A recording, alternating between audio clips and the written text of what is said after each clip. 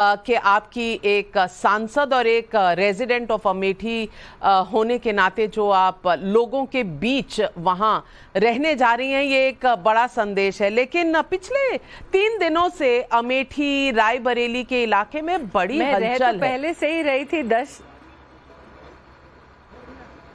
नाविका जी, मैं 10 साल से यहाँ रह रही थी, बस किराए के कमरे में अथवा किराए के गेस्ट हाउस में। तो एक ही कमरा था, हम सब कार्यकर्ता जहाँ जहाँ संभव हो रहा था वहाँ वहाँ किराए का कोई कमरा, किराए का कोई घर ले रहे थे।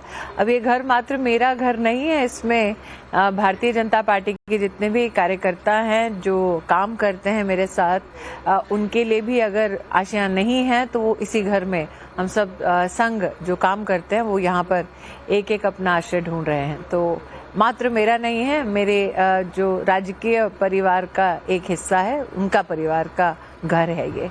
जहाँ तक कि हलचल की आप बात कर रही हैं, पता नहीं आप किस ओर इशारा करना चाह रही हैं, क्योंकि जिनका इंतज़ार आपको था कि चल के निकलेंगे अमेठी से, वो तो 80-90 की स्पीड से गाड़ी दौड़ा कर गए। जो लोग इस इलाके की भूगोल से वाकिफ़ हैं, ज्योग्राफी से वाकिफ़ है, वो जानते हैं कि शायद पहली बार ऐसा हुआ है कि कोई गाड़ी से यात्रा निकाल रहा था, लेकिन सड़कें इतनी सुनसान उन्हें अमेठी में मिली कि वो फिर सुल्तानपुर से फुर्सतगंज अमेठी हेलीकॉप्टर से आए, फिर तेज गाड़ी चलाते हुए बिना किसी से मिले सीधा रायबरेली गए। और मुझे लगता है रायबरेली में भी कुछ इस्तकबाल उनका जो स्वागत है, जो उनकी मंशा थी, अपेक्षा थी, उतनी नहीं हो पाई। वहां पर भी लोगों का जमावड़ा उन्हें नहीं देखा।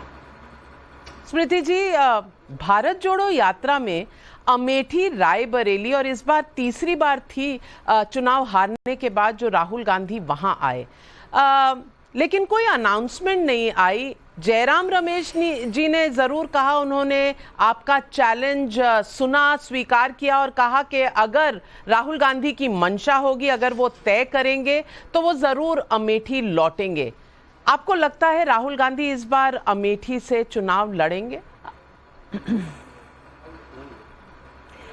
देखिए नाविका जी, सबसे पहले तो मैं आपको बता दूं, चुनौती मैंने राहुल गांधी को दी थी, जवाब जयराम रमेश दे रहे हैं। और शायद यही राहुल गांधी के नेतृत्व का, अगर मुझे अनुमति हो तो कहूं, पहला फ्लॉ है कि वो सीधा संवाद नहीं करते उनसे भी जो उनके संरक्षक हैं, समर्थक हैं, और उनसे भी जो उन्हें चुनौती देते हैं। एक नेता जब सीधा संवाद करने में अक्षम हो, एक नेता जिसको सहारे की जरूरत हो, अपने उस क्षेत्र में जो 5 दशक से उसके परिवार का गढ़ रहा हो, एक नेता जो 5 दशक के गढ़ में जब आता है तो जनता तो छोड़ दीजिए, किसी ने आज तक प्रश्न नहीं किया कि अमेठी में कांग्रेस का कार्यकर्ता कहाँ था। तो जिस नेता ने अपने कार्यकर्ताओं को त्याग दिया, जिस नेता ने अमेठी को छोड़ दिया, अमेठी ने इस बार उस नेता को छोड़ दिया, तो इसमें आश्चर्य की क्या बात है। तो मैं पुनः कहती हूँ कि मैंने राहुल गांधी को चुनौती दी थी, लेकिन उनके प्रॉक्सी जयराम रमेश बोल रहे हैं। तो इस नेता में क्या इतना भी दमखम नहीं है कि अपनी बात अपनी जुबान से खुद बोल ले? तो जो खुद के लिए बोल नहीं सकता, वो दूसरों की आवाज कहाँ से बनेगा?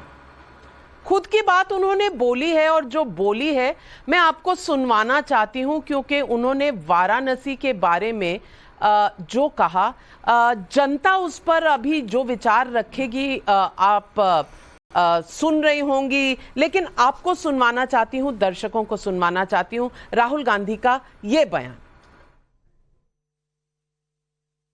वाराणसी में देखा मैंने, रात को बाजा बज रहा है, ठहर जा, बाजा बज रहा है, वहां पे शराब पिए सड़क पे लेटते हुए बाजा बज रहा है। यूपी का भविष्य रात को शराब पिए नाच रहा है, डांस कर रहा है नशे में।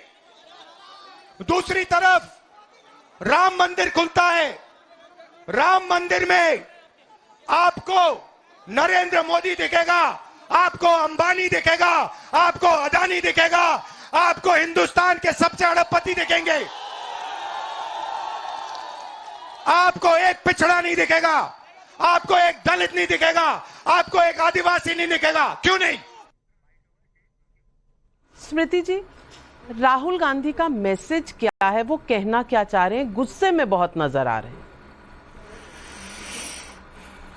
देखिए, अगर आपको विश्लेषण करना पड़ रहा है कि वो कहना क्या चाह रहे हैं, इसका मतलब उनके कहने की क्षमता पे भी एक प्रश्न चिन्ह है। लेकिन नाविका जी जो ये कह रहे हैं, अंग्रेजी में एक वाक्य में अगर आपकी अनुमति हो तो कहूँ, ही positions himself to be politically sane, but he is actually institutionally very erratic. कोई भी सभ्य समाज में भले ही आप प्रतिद्वंदी हो राजनीति की दृष्टि से, लेकिन कभी भी किसी के आराध्य पर इस प्रकार की तीखी प्रक्रिया नहीं करते। काशी में महामहिम राष्ट्रपति जी का जब संबोधन हुआ देश की संसद को, तो ये जनता के सम्मुख आंकड़ा प्रस्तुत हुआ कि काशी कॉरिडोर के माध्यम से 8 करोड़ हिंदुस्तानी दर्शन के लिए आए। हमारे आराध्य पर टिप्पणी करना, ओछी बातें कहना, ये नया नहीं है गांधी खानदान के लिए। हमारे देश में एक प्रथा रही है कि मंदिर से जब बुलावा आता है तो कोई उस बुलावे को ठुकराता नहीं है। इनफैक्ट हमारे संस्कार ये कहते हैं कि आपके उच्च कोटि के भाग्य के कुछ रतन होंगे कि आपको प्रभु के घर से बुलावा आता है। ये हमने शायद सार्वजनिक जीवन में पहली बार देखा कि एक खानदान न सिर्फ प्राण प्रतिष्ठा का न्योता ठुकराता है, बल्कि उसके ठुकराने की पूरी प्रतिक्रिया और प्रक्रिया को प्रेस विज्ञप्ति के माध्यम से जाहिर करता है। राम के खिलाफ जो इन्होंने अपशब्द कहे, राम लल्ला भव्य मंदिर में विद्यमान हो, जिस प्रकार की उचित टिप्पणियां इन्होंने की, अब काशी पर इनका प्रहार हो रहा है। मैंने पहले भी आपके चैनल पर कहा था, द्वेष इनको मोदी के प्रति है, ये देश का अपमान करते हैं। अब मोदी के प्रति इनको घृणा है, लेकिन अब घृणा हिंदू समाज और हमारे भगवान के खिलाफ वो दिखाते हैं। जहां तक कि उनको ओबीसी या पिछड़ा नहीं दिखा। नरेंद्र मोदी किस वर्ग के हैं? आदिवासी समाज की बात करते हैं राहुल गांधी।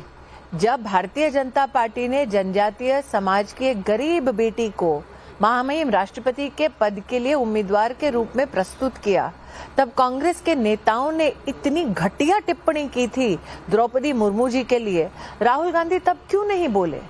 क्यों उन्होंने तब जनजातीय समाज की एक महिला उम्मीदवार के खिलाफ अपनी ओर से एक प्रतिद्वंदी खड़ा कर दिया? आज मैं आपको करबद्ध निवेदन करती हूँ, आप राहुल गांधी की पॉलिटिकल जर्नी को एक बार देखिए। विशेषतः ये जो यात्रा निकालने की बात कर रहे हैं, उस यात्रा को देखिए। इस यात्रा में उत्तर प्रदेश में आपको क्या दिखा? अखिलेश यादव एक बार भी इस यात्रा से नहीं जुड़े। इस यात्रा में आपको राहुल गांधी का एक नया चेहरा क्या दिखा कि उनकी फ्रस्ट्रेशन की इतनी सीमाएं पार हो रही हैं कि अब वो कोई भी ऊंची बात कहने को तैयार है, क्योंकि वो झल्ला चुके हैं। आज आपने गठबंधन की घोषणा देखी, लेकिन उसके आसपास कांग्रेस का कोई भी वरिष्ठ नेता नहीं देखा, स्थानीय कोई आपने नेता देखे। तो मेरा ये मानना है, मैं पुनः अंग्रेजी में वो वाक्य कहती हूँ, he seems to be politically stand.